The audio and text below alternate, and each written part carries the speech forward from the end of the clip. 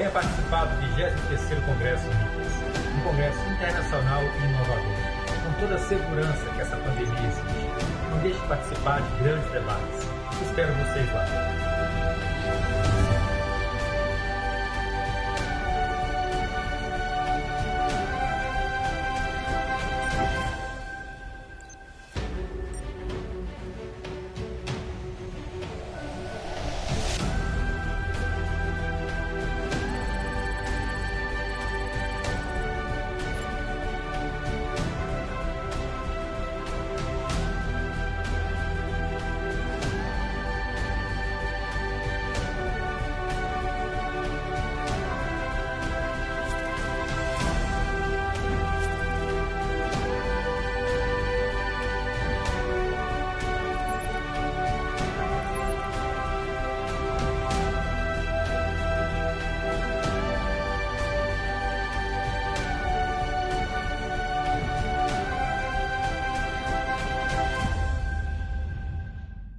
Olá, boa tarde a todos. Sejam oficialmente bem-vindos a esta que é a primeira edição híbrida do Congresso Internacional Unidas. É um prazer contar com a participação de todos vocês aqui no The Royal Palm Plaza, em Campinas. E aí, vocês que estão assistindo à nossa transmissão em casa ou no ambiente de trabalho, sejam todos muito bem-vindos. Nós pedimos a vocês que estão aqui presencialmente que, por gentileza, a partir de agora, mantenham os aparelhos sonoros no modo silencioso. E a todos vocês, informo que desde o nosso último encontro, aqui mesmo no estado de São Paulo, muita coisa mudou. Todos nós sabemos.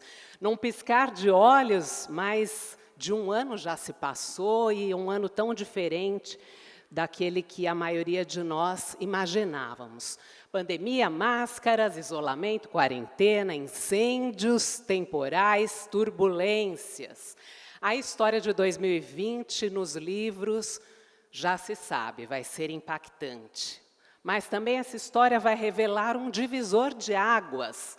Os desafios foram e estão sendo incontáveis, mas os caminhos para determinação, persistência, reinvenção e adaptação aos novos hábitos também. Agora nós estamos aqui em Campinas, no interior do estado de São Paulo, num espaço que nos permitiu adaptar o nosso tradicional evento com normas rigorosas de segurança e higiene. Aqui a Unidas nos oferece mais uma vez esse encontro tradicional no mercado de saúde brasileiro.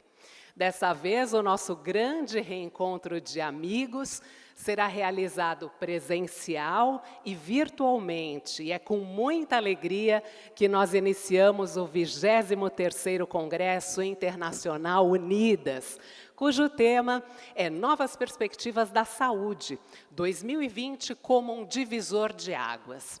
Nesses 3 dias, nós vamos falar da nossa realidade atual e como enfrentar os desafios pós-2020 na área da saúde.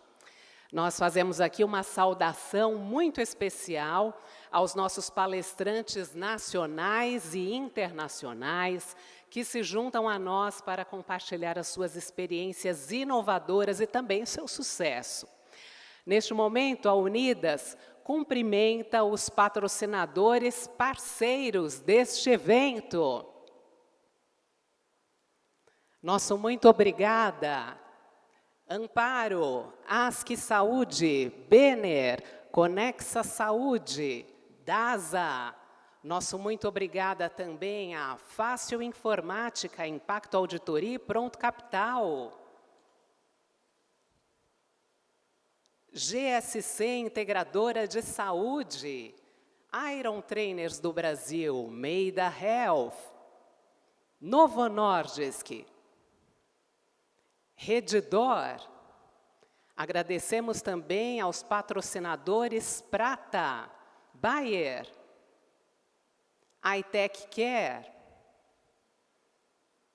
Janssen, Novartis, Pronep Life Care, Rede Meridional, Seibin Medicina Diagnóstica, Solar Cuidados em Saúde Domiciliar e o patrocínio bronze de Axcare, Centro Oftalmológico Citar, CID Grupo Ampla Medicina, CREB Centro de Reumatologia e Ortopedia Botafogo, DocWay, Grunitsky, Grupo Elfa, Humana Magna, Mater Dei, Mobile Saúde, Murta Consultoria, Gestão e Auditoria em Saúde, Omnivida, Quality Life, ShareCare, Top Down Sistemas. Nosso muito obrigada também pelo apoio. Coalizão Saúde, Home Care Vidas, Incor, Iniciativa FIS, Universidade Corporativa Abrange, Way to Value, são os nossos curadores parceiros. Nosso muito obrigada a todos que estiveram conosco nessa edição, pelo patrocínio, obrigada também a todos que estiveram conosco pelo apoio e obrigada a todos os curadores parceiros. E antes de nós iniciarmos os nossos trabalhos, nós pedimos aqui a atenção de vocês para alguns avisos importantes, olha só.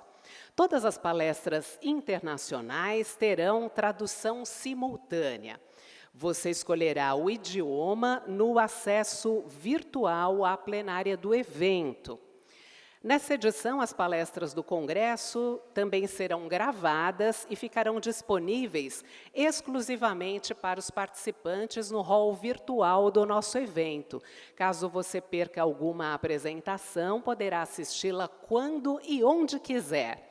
E neste ano, tanto quem acompanha a nossa transmissão, quanto quem está aqui na Casa de Campo precisar acessar a plataforma para participar dos debates e enviar perguntas via chat.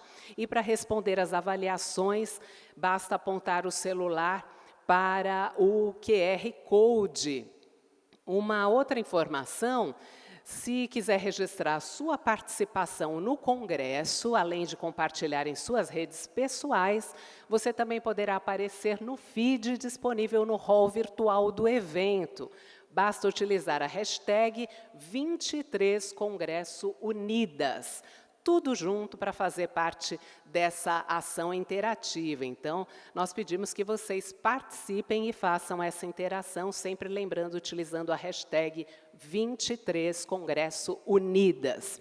Nós reforçamos também que, devido à pandemia da Covid-19, esse evento segue rigorosamente as medidas de higiene e de segurança, sem perder, é claro, o conforto e a qualidade, seguindo todos os protocolos determinados pelos órgãos de saúde e pelo governo do Estado de São Paulo.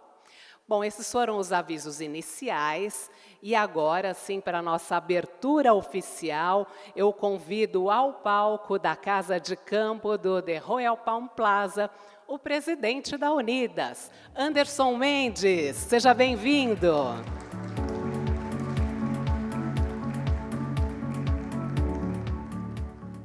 Boa tarde a todos e a todas.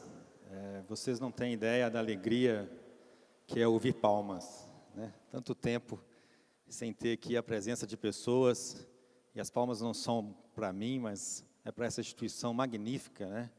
A Unidas, que congrega tantas instituições que buscam a saúde integral dos seus pacientes, com um histórico tão bonito. Hoje é mais uma vez, na história da Unidas, um dia muito importante, né? Um dia para ficar marcado aí. Há um ano atrás, estávamos em Atibaia, com quase 1000 pessoas presentes, em um outro formato. E hoje a gente consegue novamente bater outros recordes. São mais de 2.600 pessoas inscritas a participarem do nosso evento. Temos agora a presença também de algumas pessoas, com toda a segurança que exige esse momento. E a Unidas, então, se torna a primeira instituição de saúde a promover um congresso híbrido, um formato que a gente acredita que vai perdurar aí, que será um legado desse momento que a gente vive, né, tão importante para a gente. Então, temos um formato em que a gente consegue ser mais inclusivo. A Unidas consegue disponibilizar para todos os colaboradores de todas as suas filiadas, de forma gratuita, o acesso a um conteúdo tão importante que vocês vão ver ao longo desses dias. Esse formato também permite trazer inúmeros palestrantes. Nós temos um recorde de participação de palestrantes, um recorde de participação de palestrantes estrangeiros. Temos 10 pessoas que irão ministrar as suas palestras de fora do Brasil. Esse formato, então, traz muita qualidade também ao nosso conteúdo. Inovamos também na forma de criar o conteúdo. Contamos pela primeira vez com parcerias de instituições que toparam ser curadores dos nossos painéis. Ao ICOS, né, Instituição Coalizão Saúde, ao FIS, a Valley, ao pessoal também da Universidade Corporativa Abrange.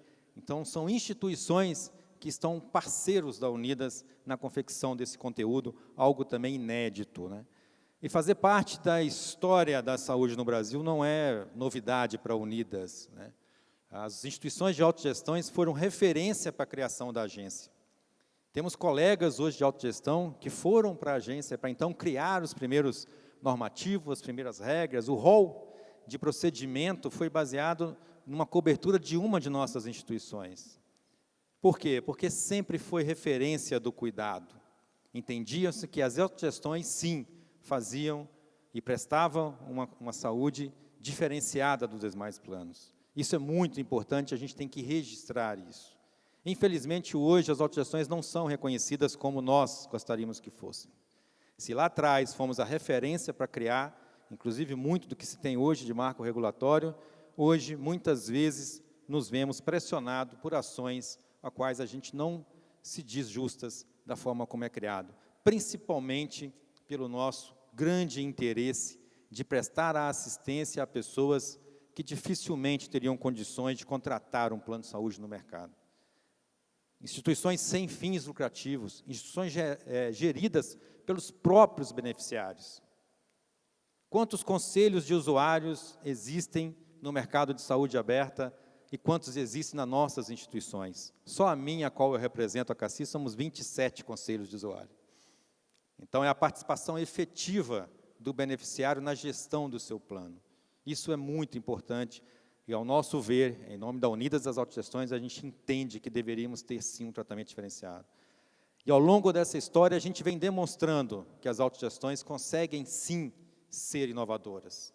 Conseguem, sim, apresentar modelos disruptivos. E o exemplo está aqui hoje, né, com a presença de vocês, com a presença de mais de 1000 pessoas virtualmente, participando desse congresso. Mas isso não se faz por uma pessoa, isso se faz por todos aqueles que compõem a Unidas. Aqui representado pela nossa governança, apenas uma parte desse time. O time é de todas as filiadas. Mas eu queria agradecer aqui, em nome do Dr. Aníbal, quem conhece a autogestão antes, né, a Unidas, antes mesmo dela nascer, e ao nosso presidente do Conselho Deliberativo, um conselho que tem sido muito parceiro, a Fátima, que é a nossa colega presidente do Conselho Fiscal, e a toda a diretoria. Aqui eu abro um parêntese para apresentar a vocês a Patrícia, a nossa nova membro da diretoria, assumiu o desafio com a gente aí de trabalhar a diretoria de treinamento e desenvolvimento, e muito vai ajudar aqui o nosso time. Então, tudo isso que está acontecendo e o que vai acontecer é parte de um processo coletivo. A Unidas sempre vem buscando o compartilhamento e o trabalho em equipe. Foi assim desde as nossas gestões passadas, ao qual, citando apenas alguns deles, mas o Diniz, Yolanda, Denise, Aderval, todos os outros que passaram por aqui, né, coordenando as suas equipes, e todos os outros diretores que também aqui passaram, ajudaram a construir essa história. Então, se no ano passado o congresso ficou marcado como o Congresso das Bicicletas, quem teve a oportunidade de participar daquele evento magnífico, que foi tão interessante, né? Então, se foi 2019 o ano do Congresso das Bicicletas, o Bruno, grande amigo, esteve lá montando também sua bicicleta, esse ano é o congresso em que a Unidas abre, né, corta a fita dos eventos de participação presencial, demonstrando fortemente que a gente consegue sobreviver consegue ser resiliente, consegue caminhar. Esse é um grande ponto, mais uma vez, queria destacar isso. Isso não se faz sozinho, pessoal. Isso se faz graças aos nossos parceiros.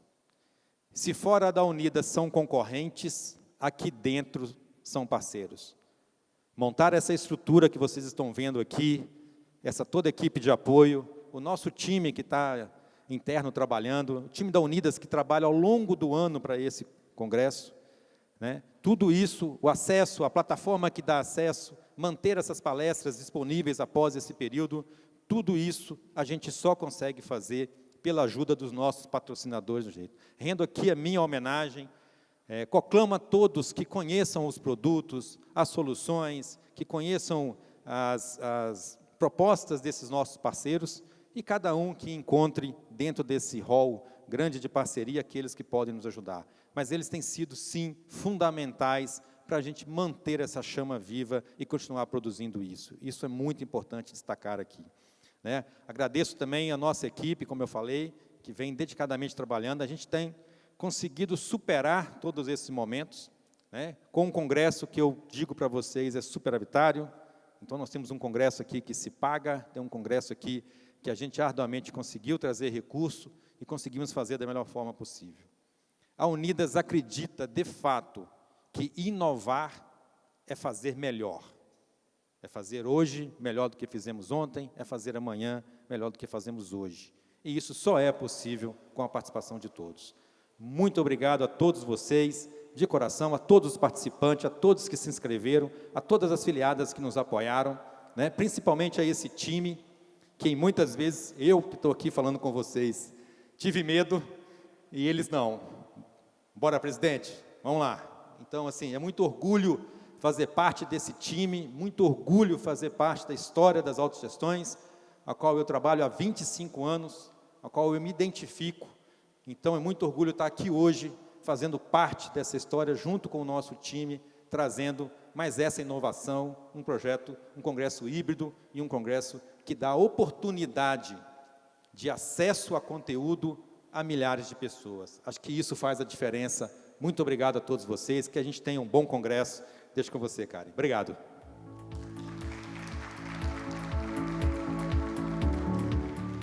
Obrigada, Anderson. Agora nós vamos iniciar a primeira palestra do 23º Congresso Internacional Unidas.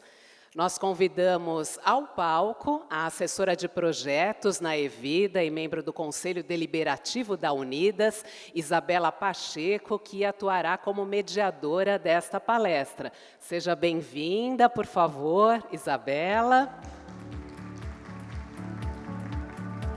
E já está conectado conosco o médico sanitarista, professor da Faculdade de Saúde Pública da USP, Gonzalo Vecina, que fará a palestra magna que tem como tema do Congresso Novas Perspectivas da Saúde 2020 como divisor de águas. Eu só quero lembrá-los que as perguntas devem ser enviadas pelo nosso chat, serão selecionadas pela mediadora.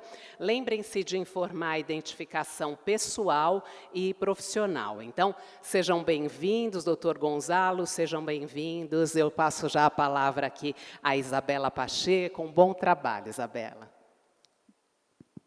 Obrigada. É um prazer enorme estar aqui.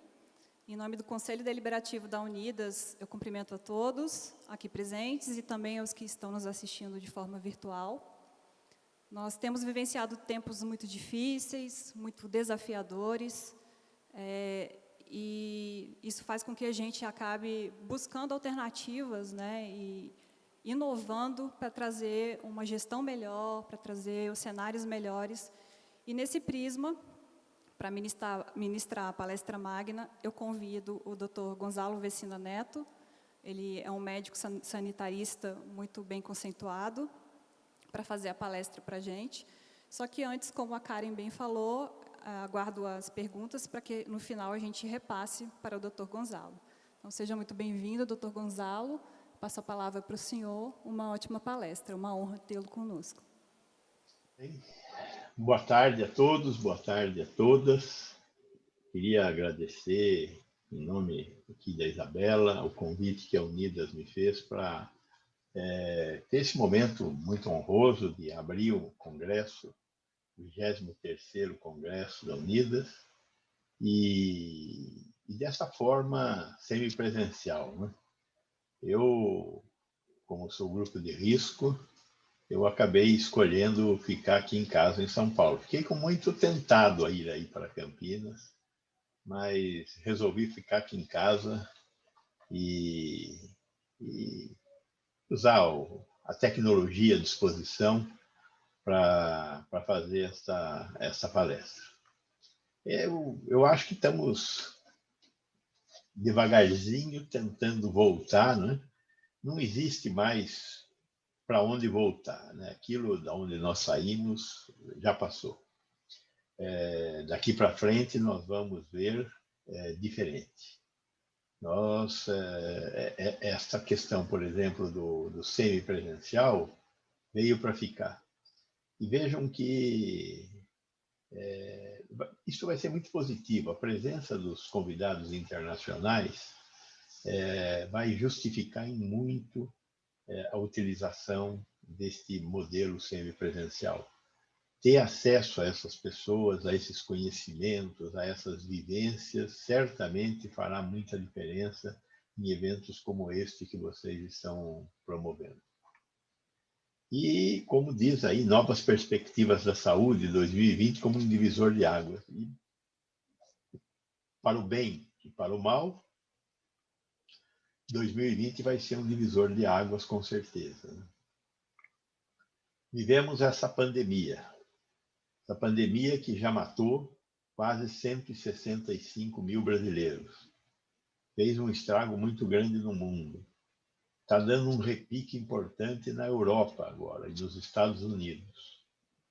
Por que está dando um repique na Europa e nos Estados Unidos? Muito provavelmente porque eles conseguiram minimamente segurar a primeira onda, então ainda existe bastante gente para pegar a doença. E porque eles estão entrando no clima frio, né?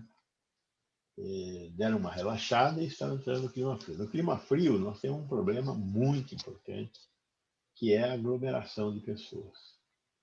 Aglomeração de pessoas, ar seco e quente, né? Então, há um espaço muito adequado para a disseminação de partículas que nós emitimos normalmente quando falamos, quando tossimos, quando espirramos. Então, ambientes fechados exigem um maior distanciamento social e sempre o uso de máscara, né? E sempre lembrando que a máscara é uma grande proteção do próximo e não de você.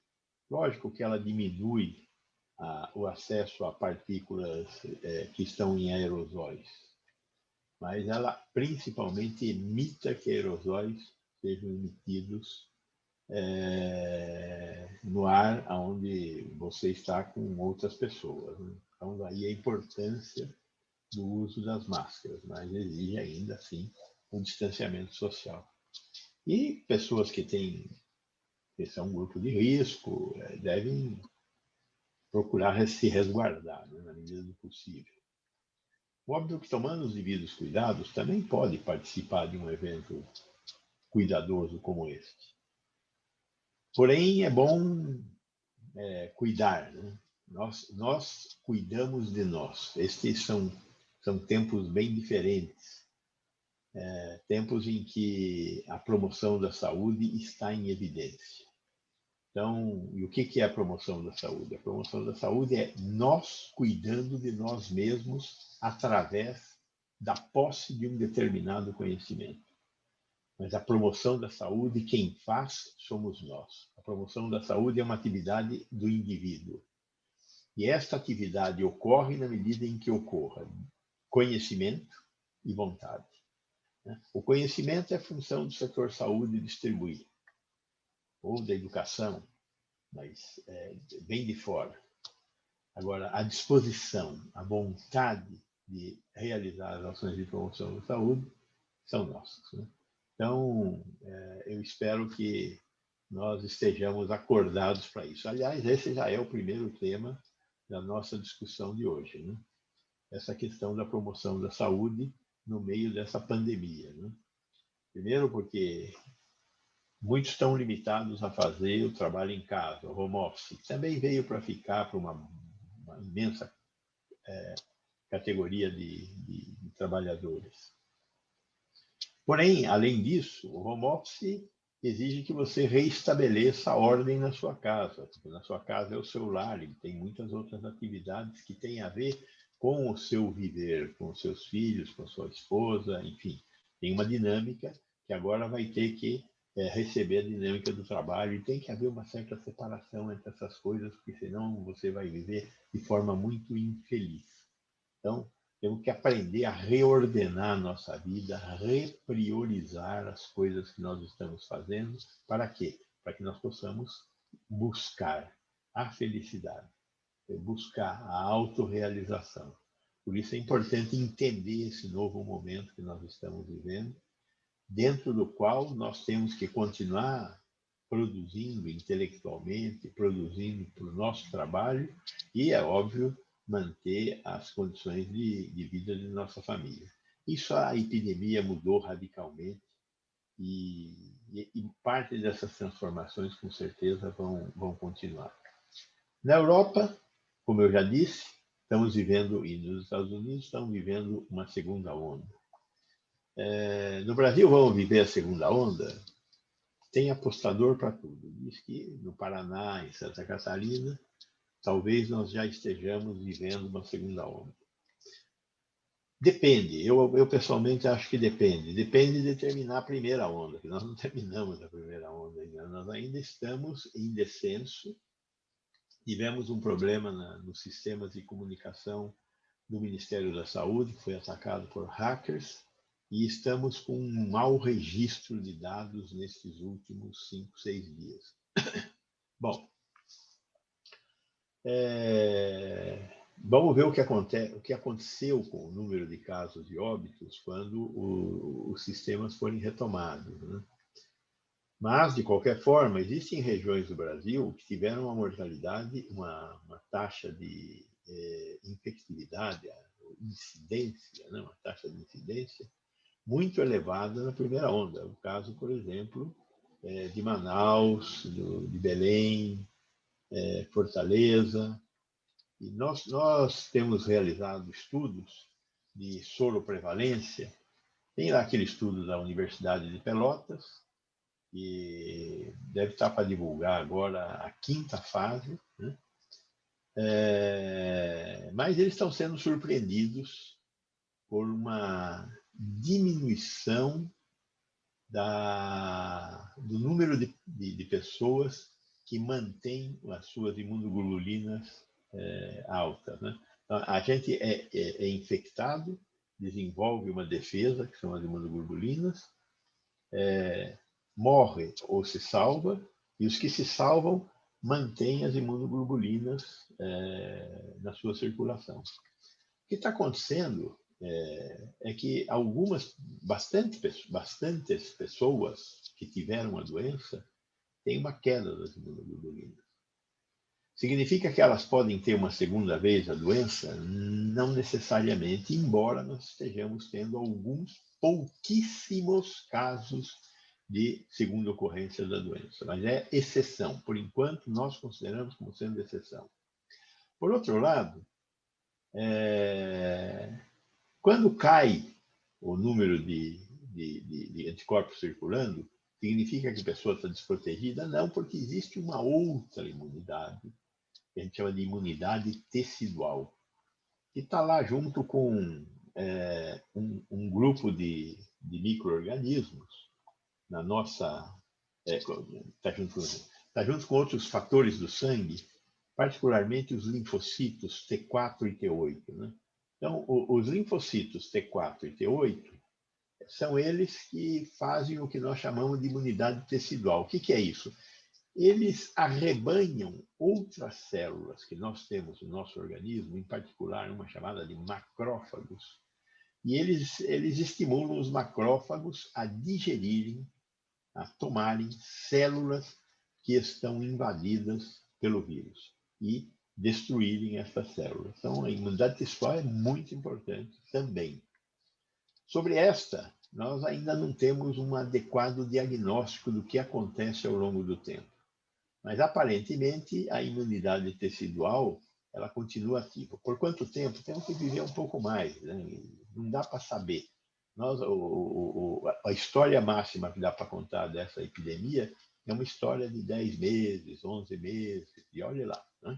Então, temos que aprender a manter o distanciamento, manter isolamento, usar máscara e higiene das mãos. Né? É uma doença de veiculação hídrica, aérea, mas as gotículas saem e se depositam em superfícies.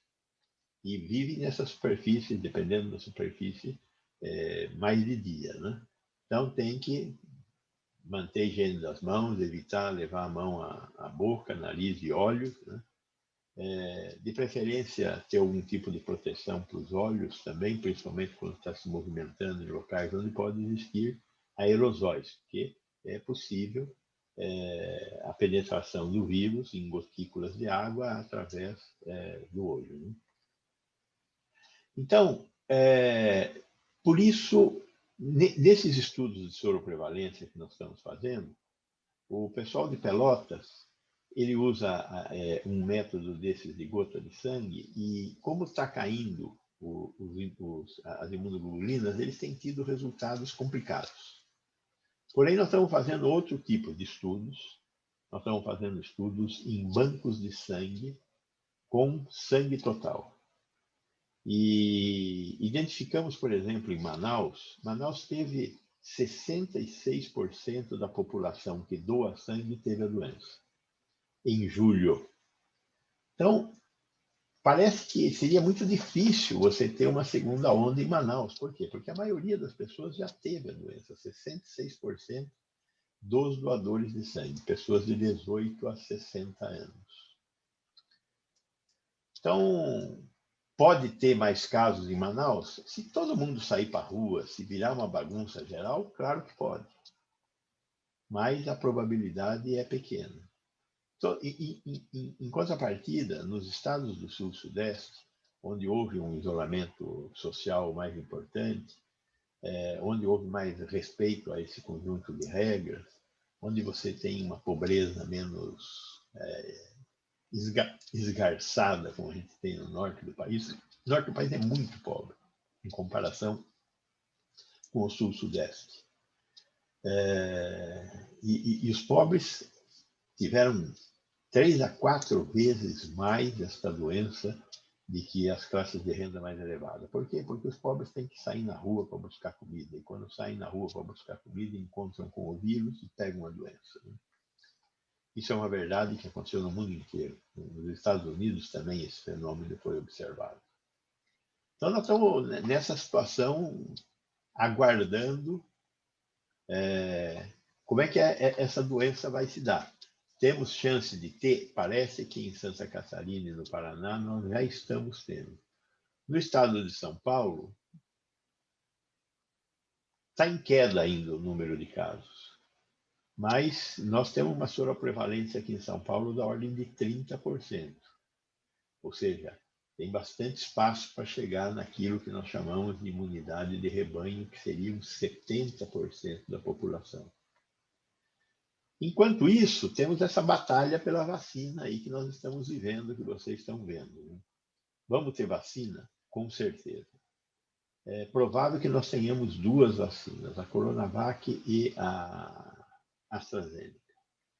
As outras vacinas também vão ficar prontas, mas nós não fizemos acordos de compra e produção destas outras vacinas no Brasil.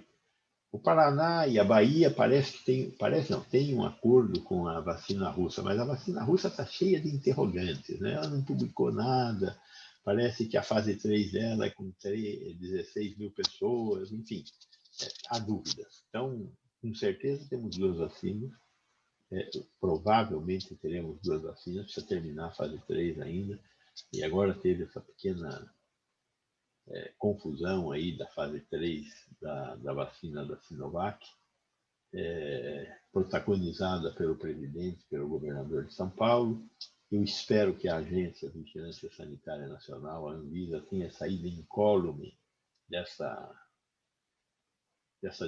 confusão, né? Mas vamos ver. O fato é que, entendo as duas vacinas, melhor cenário. Nós vamos ter aí, para o primeiro semestre do ano que vem, algo em torno de 60 milhões de doses. Dá para vacinar, as duas vacinas são 2 doses, dá para vacinar 30 milhões de pessoas.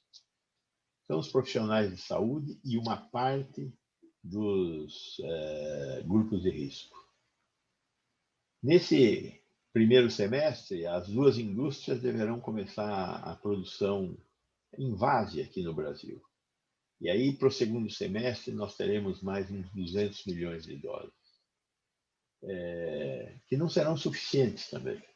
E aí serão vacinados o resto dos portadores de comorbidades e se começará a vacinar quem trabalha com muito público, né?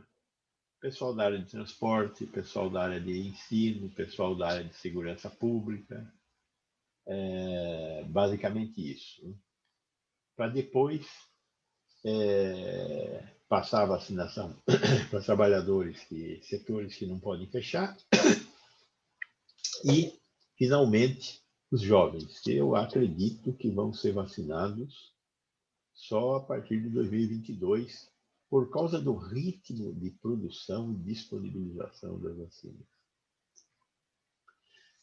Eu estou contando essa história porque a gente tem uma percepção de que 2020 não vai mudar em 2021. 2021 vai manter essa situação que nós estamos vivendo em 2020.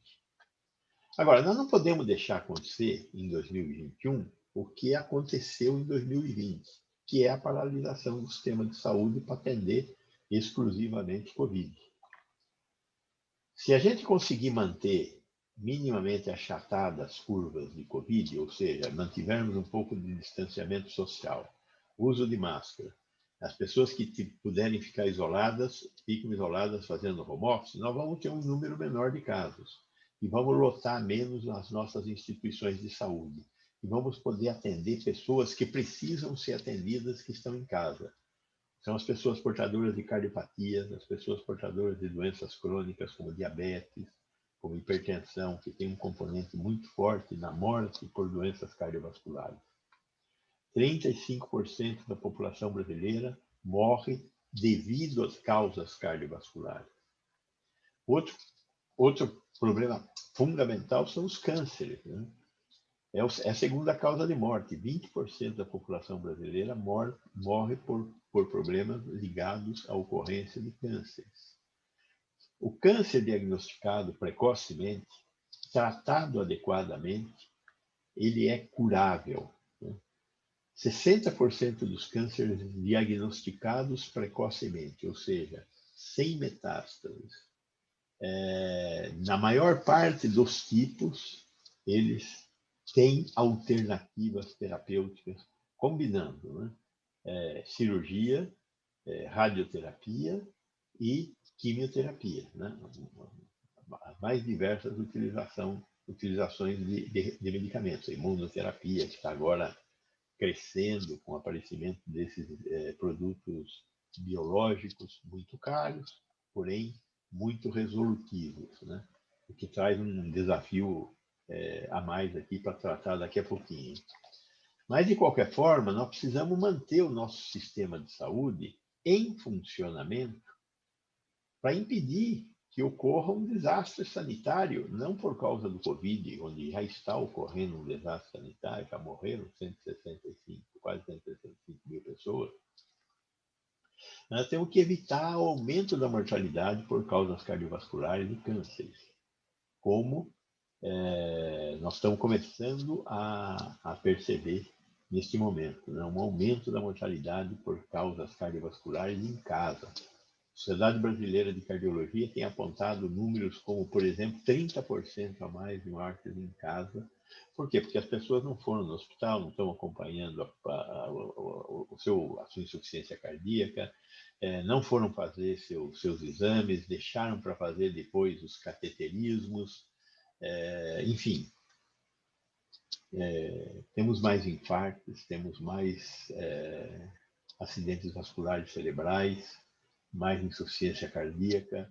Então, essa agenda é uma agenda com a qual nós temos que voltar a nos envolver. Então, essa discussão sobre a retomada do funcionamento do sistema de saúde, para a assistência médica privada, e aí eu falo genericamente do setor privado, os 22, 23% da população, que tem acesso a um sistema alternativo de saúde que não o SUS. Não podemos esquecer, né, e aí eu quero fazer uma pequena digressão na minha palestra, não podemos esquecer da importância do SUS. Se não fosse o SUS, apesar de vocês terem um plano de saúde diferenciado, a sociedade não ia aguentar. Veja, se o SUS não vacina a população toda, não adianta a Unidas vacinar a população que está distrita a ela. A tal da imunidade de rebanho é uma realidade para todas as doenças vacináveis. Então, ou vacina todo mundo, ou não adianta vacinar uma partinha. O vírus continua circulando e aí você não acaba com a doença. Nós temos tido um certo desprezo com a cobertura vacinal. E esse desprezo, eu arrisco dizer, é universal, ou seja, não tem diferença aqui dentro. Todo mundo está desprezando vacinar. A vacina de sarampo, o sarampo é considerado uma doença de criança. Sarampo é uma doença de criança que dá em adultos também. O grande problema é que uma pessoa que cresceu sem tomar a vacina de sarampo, tomou a vacina ou teve a doença, está imunizado para o resto da vida. Isso nós já sabemos. Só que tem gente que não teve a doença quando criança e não foi imunizado. Com o vírus circulando, como ele está circulando neste momento, essas pessoas que não tiveram a doença e que não foram vacinadas podem se encontrar com o vírus. Nas crianças, o vírus tem um determinado grau de risco e produz um determinado grau de danos, óbitos. Na maior parte das vezes é até uma doença relativamente benigna. Mas nos adultos existe com uma alta frequência a probabilidade de você ter uma encefalite pelo vírus do sarampo. E a encefalite é um quadro bastante grave e que muitas vezes ocasiona a morte desses adultos. Então nós não podemos permitir a circulação do vírus do sarampo, não é brincadeira. O Brasil está com a queda das taxas de vacinação de mais de 20% por causa da pandemia. Por quê? Porque parou a atenção primária. Por que parou a atenção primária? Porque faltou equipamento de proteção individual. E aí houve uma queda no número de vacinações. Então temos que recuperar essa vacinação. E esse trabalho é um trabalho de toda a sociedade, do setor privado e do setor público. Então, o SUS é importante. Quem trata das vacinas é o SUS. Quem fez vigilância epidemiológica no Brasil, acompanhando o aparecimento dessas doenças, foi o SUS. Quem fez vigilância sanitária no país, cuidando da qualidade dos produtos, cuidando desses testes, foi a vigilância sanitária, que é do SUS. Quem regulamenta o funcionamento dos planos privados é a ANS, que é do SUS. 95% dos transplantes realizados no Brasil são realizados pelo SUS, apesar do muito que a Unidas faz. Mas o SUS faz 95% dos transplantes. Faz 95% das hemodiálises no Brasil. Trata de 100% dos hemofílicos. Os hemofílicos recebem 100%, são 8 mil hemofílicos no Brasil. Eles recebem seus medicamentos através do SUS. O SUS gasta em torno de 200 milhões de dólares por ano só com medicamentos para hemofilia, que é uma doença incurável. Nós ainda não sabemos como tratar. Porém, se as pessoas tiverem acesso a fator 8, fator 9, fator de von Willebrand, elas mantêm uma vida com uma qualidade muito boa. Medicamento de alto custo, apesar da judicialização estar envolvendo hoje os planos de saúde, o grosso do medicamento de alto custo é distribuído pelo SUS. E a judicialização é feita em cima do SUS também. Então, o SUS hoje tem algo em torno de 7 a 8 bilhões de reais por ano em medicamentos de alto custo. Tratamento da AIDS, é o SUS, são 800, 900, 1.000 casos que nós temos de AIDS no Brasil que são tratados pelo SUS. O SUS resolveu tratar 100% dos portadores do vírus da AIDS em 1995. Nesse mesmo ano, a África do Sul achou que era impossível dar remédio para a população dela e resolveu não dar remédio para a população dela. Hoje, 15% da população da África do Sul está contaminada pelo vírus da AIDS. Se 15% da população brasileira estivesse contaminada pelo vírus da AIDS, nós estaríamos falando de alguma coisa em torno de 30 a 40 milhões de brasileiros portadores do vírus da AIDS. Quem fez esse trabalho foi o SUS. Então, vamos lutar por uma Unidas melhor, mas vamos lutar por um SUS muito melhor também. Isso é tarefa de toda a sociedade brasileira. E visitando essa luta, nós temos que olhar para como nós estamos fazendo assistência médica, particularmente no setor privado. Regra geral que nós temos de modelo no setor privado é um modelo de acesso livre.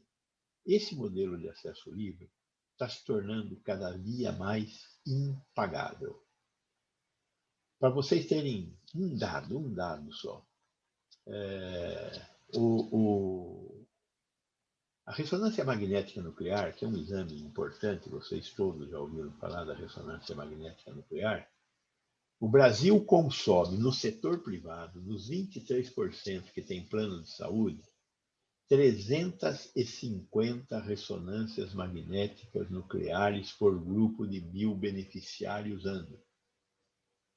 A Alemanha, que é onde esse negócio foi inventado, consome 20 ressonâncias magnéticas nucleares por ano, por beneficiário, por grupo de 1.000 beneficiários ano. 20 por 1.000. Nós, 130 por 1.000. Qual é a explicação da diferença de 20 para 130? Consumo, medicalização. Achar que consumir exame é igual a ter saúde. Nós temos essa definição de medicalização é muito importante. Ao consumir saúde, eu não tenho serviços de saúde, eu não tenho saúde. Eu tenho saúde quando eu faço adequadas ações de promoção, de proteção, de diagnóstico precoce, de recuperação e de reabilitação. Medicina integral. Então, nós temos que criar modelos de assistência à saúde que busquem a medicina integral e busquem as boas práticas médicas baseadas em evidências sustentáveis cientificamente. Doutor Gonzalo, peço Sim? desculpa pelo avançar da hora. Sim. Eu tenho ainda 10 minutos. Na verdade, já passou o tempo do senhor. Porque eu tinha marcado 40 minutos, que era o tempo da palestra, comecei a falar aqui. Bom, tudo bem, eu vou encerrar a palestra, então. A integralidade é o grande problema do setor privado. O setor privado se concentrou em oferecer assistência médica diagnóstica e curativa. Não se preocupou com o antes da doença. E não se preocupou com criar um sistema de acesso à complexidade. Então, esta é a lição de casa. Nós temos que criar para o setor privado um modelo de atenção primária de acesso. Ou seja, uma porta de entrada que seja resolutiva e que enderece os pacientes para onde eles têm que ir fazer o seu diagnóstico e o seu tratamento. Mas isso tem que ser endereçado através de protocolos. Eu entendo, eu já tive muitas discussões com muitos clientes de planos de saúde Fala assim, eu tenho livre acesso, eu não troco meu livre acesso por nada. Mas o seu livre acesso, além de não ser o melhor caminho, tem um custo excessivo para você. Então, nós temos que revisitar a questão do livre acesso e nós temos que revisitar a questão do ordenamento do acesso ao secundário e ao terciário através da instalação de uma atenção primária altamente resolutiva, que resolva 80% das questões com bons clínicos e bons profissionais, porque não é só com o médico que se faz a atenção primária. Precisa da enfermeira, precisa do nutricionista, precisa do psicólogo, precisa de uma equipe multiprofissional que esteja voltada para o padrão de adoecimento dessa população. Então, este é o desafio que vocês têm que discutir. Significa andar um passo atrás para conseguir enxergar mais longe. Então, essa é a construção que eu já tive a oportunidade de trabalhar, inclusive, durante alguns anos atrás, com a CACI, tentando montar alternativas como essa. Muito difícil. Existe muita resistência. E é natural, porque as pessoas têm uma sensação de perda. Por isso, não dá para fazer concomitantemente. Porque fazer concomitantemente, ninguém se aceitará a nova realidade. Tem que fazer uma boa proposta, discutir com os usuários e encaminhar para a solução. Esta é a saída. Uma atenção primária, resolutiva, de boa qualidade e um modelo de acesso baseado em protocolos, baseado em medicina baseada em evidência. Eu quero agradecer muito a possibilidade de estar me dirigindo a vocês e dizer que eu acredito que uma boa integração entre o setor privado e o setor público fará do Brasil um país melhor para viver. Nós conseguiremos enfrentar melhor os problemas desta pandemia e aproveitar a expectativa que essa epidemia está nos oferecendo, de utilizar novas ferramentas que nós não estávamos utilizando, como é o caso da telemedicina, que tem que ser incorporada, como o prontuário eletrônico do paciente, que pode ser um instrumento poderoso para instalar a atenção primária na assistência médica privada. O prontuário eletrônico do paciente é um desafio que tem que ser enfrentado pelas operadoras, na minha opinião. Então, eu desejo a vocês um excelente congresso e que essa discussão frutifique. Muito obrigado.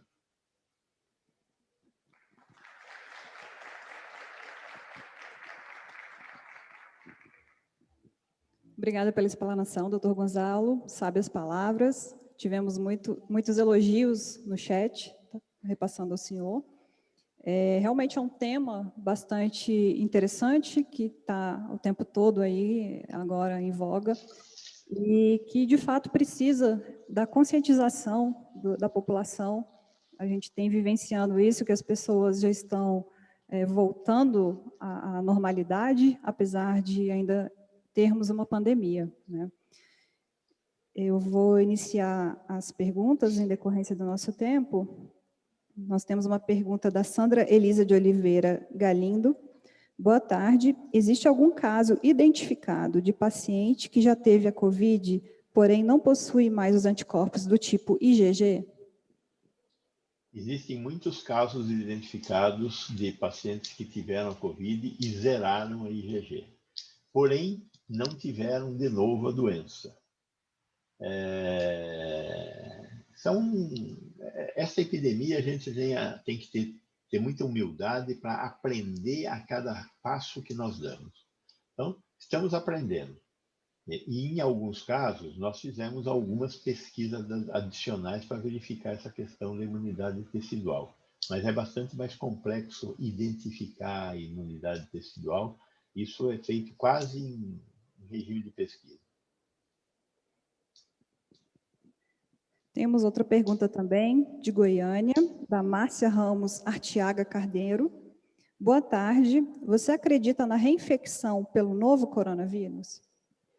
Veja, é excepcional, mas nós temos poucos, muito poucos casos, mas eles existem. Menos de 10 casos no mundo, até onde eu acompanho. Mas aconteceram. Então, é possível. Outra pergunta, da Maria das Graças Malafaia Dias de Andrade. Doutor Gonzalo, temos a identificação de que muitos exames de ressonância magnética são realizados através de protocolos na emergência de hospitais. Indica alguma literatura que possa subsidiar o estabelecimento desses protocolos na saúde suplementar? Veja bem, na dúvida, pro réu, né? Então, o sujeito bateu a cabeça, vai no pronto-socorro, vamos fazer uma ressonância. Para onde ele deveria ir? Ele deveria ir para a atenção primária. E ele deveria ser observado. Ele não precisa fazer uma ressonância para saber se ele tem um quadro que pode evoluir para uma situação muito grave, que é um trombo formado dentro do cérebro e que vai fazer uma desgraça lá. Mas, como eu tenho a ressonância e todo mundo paga, eu faço a ressonância. Eu não chegaria a dizer que ela é até estimulada a ser feita, mas quase isso. Então, a questão é, se você for no lugar errado, você vai ser tratado de forma errada. Uma boa parte das emergências, né? Por que a gente vai na emergência? A gente vai na emergência porque, se eu for no consultório do médico, a maioria dos médicos não aceita receber o valor que é pago pela consulta, pelo convênio. R$60, R$70, não aceita receber. Então, quando eu vou num médico privado, eu tenho que pagar por fora. Se eu for no pronto-socorro, eu não pago nada e sou atendido. Um problema só. No pronto-socorro, eu sou atendido verticalmente. Eu vim aqui por causa de uma dor de cabeça. Vai ter uma atenção para dor de cabeça. Agora, essa dor de cabeça é fruto de uma doença de base. Ninguém vai descobrir a doença de base. E você vai continuar indo no pronto-socorro para discutir essa dor de cabeça. Agora, se você fosse na atenção primária, num bom médico da atenção primária, numa estrutura adequada de atenção primária, como nós temos no SUS hoje, essa dor de cabeça seria investigada. Essas pequenas emergências, urgências, seriam atendidas, como são atendidas, em uma parte do SUS, onde tem estratégia de saúde da família. Porque onde tem UBS, não. A estratégia de saúde da família é um médico para cada 3.500 pacientes. Parecido com o sistema inglês. Então, nós temos que repensar o modelo de atenção à saúde. Toda vez que você for num pronto-socorro, num hospital, você vai usar e pagar o hospital. Isso significará que você vai pagar mais caro e não necessariamente vai receber o que você foi buscar, porque o atendimento vai ser um atendimento vertical. Para a maioria dos problemas que nós temos no dia a dia, o mais adequado é ir no médico, no consultório do médico. E o consultório do médico, no caso da atenção primária, é uma solução que tem que ser inventada. Tem que ser inventada, não, tem que ser copiada por vocês. Depois do Obamacare nos Estados Unidos, os americanos inventaram lá o Accountable Care Organization, as ACOs. As ACOs são um modelo muito interessante para ser visto mais de perto. Algumas operadoras no Brasil estão começando a fazer algum tipo de aproximação das ACOs. Não sei se eles estão corrompendo a solução das ACOs ou melhorando. Porque você pega, por exemplo, um plano de saúde aí está contratando uma dessas empresas que vende consulta para fazer atenção primária. Será que essa é a melhor solução? Será que nós não estamos falando de duas improvisações? A improvisação de quem está comprando, a improvisação de quem está vendendo? Vocês são um pedaço mais complexo dos planos de saúde. A Unidas, ela é feita pelos usuários. Então, eu acredito que vocês tenham condição de desenhar uma solução, e já devem estar fazendo isso, mais adequada para a realidade de vocês. Acho que respondi, Maria das Graças. Obrigada, doutor Gonzalo. Devido ao tempo, a gente vai precisar encerrar. Tá? Aproveito a oportunidade para agradecer a Unidas pelo convite, por estar aqui moderando esse tema de extrema relevância. Agradeço também ao Dr. Gonzalo pela brilhante palestra e já passo ao senhor para suas considerações finais, desejando a todos um ótimo congresso. Obrigada. Eu só posso agradecer a oportunidade e a honra de estar abrindo o 23º Congresso da Unidas, nessa forma semipresencial, e gostaria de chamar vocês para essa tarefa fundamental de construir uma sociedade melhor através do setor saúde. Seja fortalecendo o SUS, seja reescrevendo a forma de prestação de serviço de saúde na Unidas. Parabéns para vocês, bom trabalho e contem comigo na medida do possível. Muito obrigada, Dr. Gonzalo Vecina, muito obrigada também, Isabela Pacheco, que fez a mediação da palestra. Agora nós convidamos os participantes presenciais a um breve intervalo aqui no lounge. Peço que permaneçam, por gentileza, que eu tenho um recado também. Durante essa pausa, quem está aqui na Casa de Campo também poderá assistir a uma aula especial preparada pelo INCOR com o médico Roberto Calil Filho, que é professor titular da disciplina de Cardiologia da Faculdade de Medicina da USP, e a palestra será sobre cardio-oncologia, perspectivas na abordagem dos pacientes oncológicos. Os participantes virtuais poderão assistir a aula no hall virtual do evento. É só acessar a opção Open Class no menu inicial.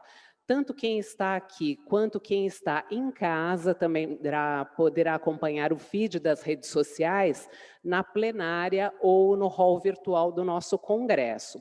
E lembrem-se de avaliar a primeira parte do evento no QR Code, que está ao lado do painel de abertura.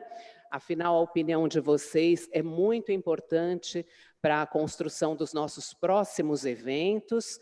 E o feed das redes sociais na hashtag disponível no hall do evento. E para continuar acompanhando o evento em tempo real, o acesso, eu quero lembrá-los que o acesso deve ser feito no próximo painel. Nós vamos retornar, então, agora em 20 minutos com o Talks Unidas, logo mais depois do nosso breve intervalo. Então, até já, nós voltamos daqui a pouco.